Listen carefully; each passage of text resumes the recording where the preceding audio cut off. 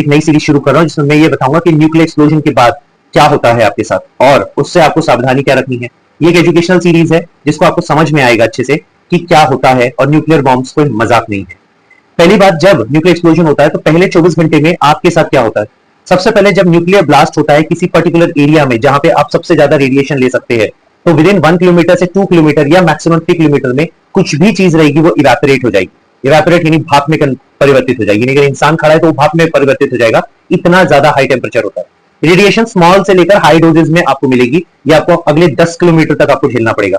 ये रेडिएशन आपके respiratory tract, आपका गैस्ट्रोइंटेस्टाइनल, आपके थायराइड ग्लैंड को अफेक्ट कर सकती है। थायराइड ग्लैंड जो कि बॉडी के मेजर फंक्शंस को रेगुलेट करता है, अगर इसमें रेडिएशन एब्जॉर्प्शन बढ़ जाता है तो आपको सीवियर यानी जिसे हम कहते हैं एक्यूट रेस्पिरेटरी सिंड्रोम भी हो सकता है और आपको एक्यूट रेडिएशन सिंड्रोम होगा जिसमें आपको severe diarrhoea, gastrointestinal infection, severe diarrhoea और वॉमिटिंग जिसे हम नॉशिया कहते हैं, ये विद इन मिनट्स स्टार्ट हो सकती है। यानी एक साथ आप उल्टी भी कर रहे हैं और एक साथ आपको लूज मोशन यानी डायरिया भी लगा हुआ है। एक सीवियर कॉन्सिक्वेंसेस रहेगा जो कि आपको आधा तो डिहाइड्रेशन से मार देगा, क्योंकि आपको पानी उस समय अगर आप कहीं से ढूंढेंगे भी तो वो कंटेमिनेटेड रहेगा रेडिएशन के द्वारा।